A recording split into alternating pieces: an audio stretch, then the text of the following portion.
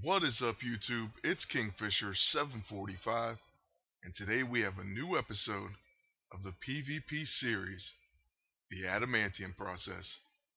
This will be episode 11, and we're going to get right into the action and the commentary.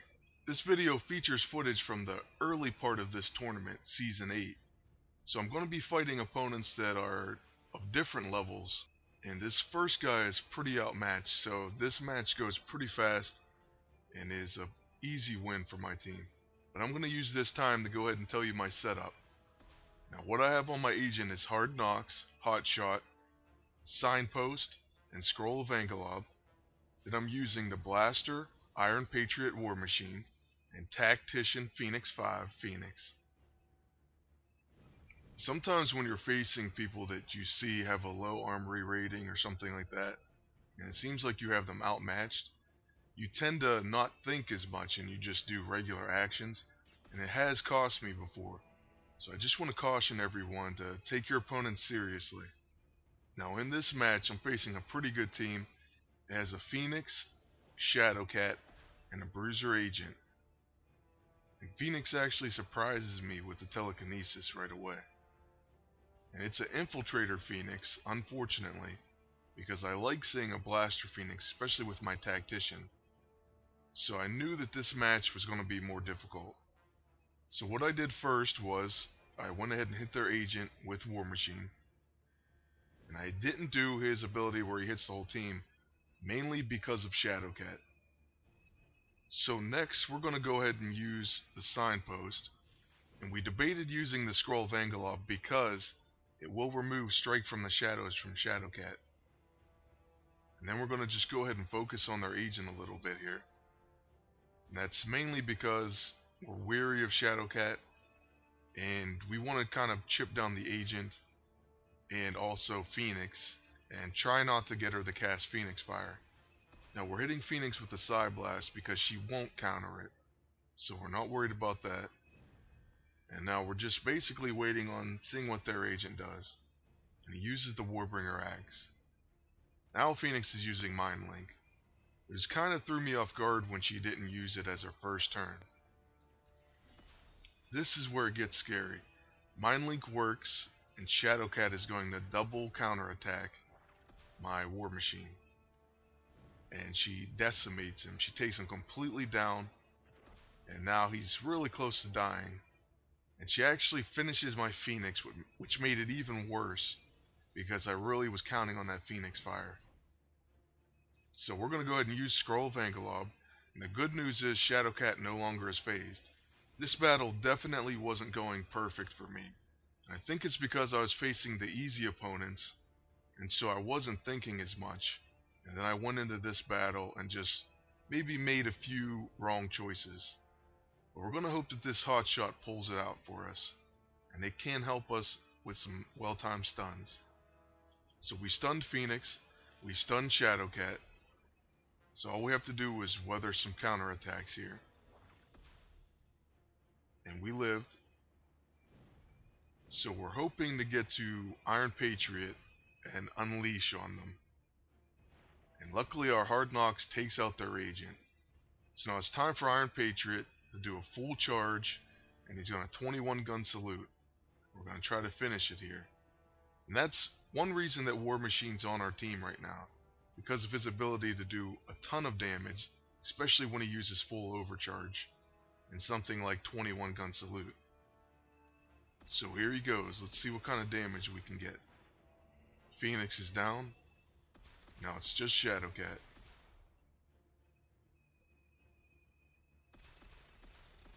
So in this battle, Hot Shot and War Machine basically saved the day.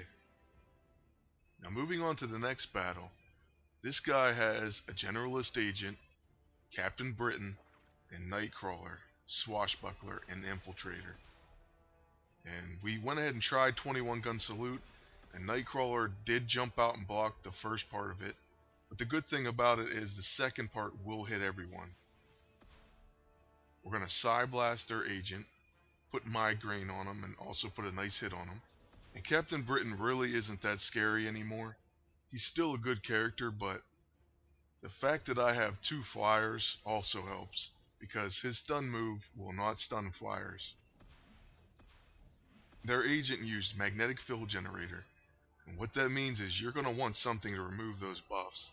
So a scroll is perfect for this situation. So I'm just going to take it off on my turn and not even deal with it. Next, I'm going to use Signpost. And then, of course, we're going to use Hotshot, and we're going to try to stun their whole team. And then we're going to get Iron Patriot and Phoenix. So having all three of our characters lined up, we should be able to do a lot of damage to this team and probably finish this battle. We melt their armor. We also put Burning on. We got stun on the agent, Captain Britain, but Nightcrawler is going to ambush us. That's okay though. We're going to go all out with War Machine already with a full overcharge and a 21 gun salute. Because I'm trying to finish this. I should be able to take at least two of them out. Captain Britain and Nightcrawler should be gone after this attack. And the agent should be really hurt, especially since I'm going to hit him one more time with War Machine. And then Phoenix will finish him off if he's not gone. Alright, so we're going to Psy Blast. And that's the end of that battle. So it actually was easier than I thought it was going to be. Now we're coming up against Psylocke, a Bruiser Agent, and Rescue. Psylocke is going to go first, so she's going to get that mental coordination, which is unfortunate. If you can, you want to try to damage someone so that hopefully she'll just shield them, rather than using mental coordination. And we're going to save the scroll because they have Rescue. We're going to wait until she casts some sort of shield or something like that. But we're going to start with the Hotshot. Unfortunately, Psionic Shadow helped Psylocke avoid it, but we did stun their agent. And we consider using 21 gun salute, but we don't want Rescue to get another turn, and their agent is a bruiser, so what we're going to do is we're going to use Repulsor Beam on him, and it should do a lot of damage. And it does, it almost takes him down. And then we're going to see what Rescue does. Looks like a flyby attack. And we did proc a shield on Iron Patriot. Mental coordination kicked in for them. And his shield is gone and he took some damage. But it's okay, we still have our revive and he still has more than 50% health. Now that Rescue's used that ability, we're definitely going to use the scroll on our agent's turn. We've decided to focus their agent, since we almost took him out with Iron Patriot, and we finish him with the Psy Blast. Psylocke is shielding herself and then using Psychic Knives. The War Machine is still alive. So here's the scroll, then we're going to Signpost, and then we will use Hard Knocks, since that's our only remaining option. But I like Hard Knocks, but I have been debating since I won Phoenix Pinion about using it instead. The only real reason for that is because of the amount of shields I've been seeing. But I'm not going to change because it wouldn't make sense for me. However, if you don't have the Hard Knocks, and you win the Phoenix Pinion, it really is worth using. And the reason I'm thinking this now is because it ignores most avoidance, shield, counter, and protect effects. A lot of people are using shields and Rescue and Magneto, so I think it could come in handy against that. I'm not saying it's the best weapon in the game, but it's definitely useful, especially in today's meta. On War Machine's turn, we're going to use the 21 gun salute.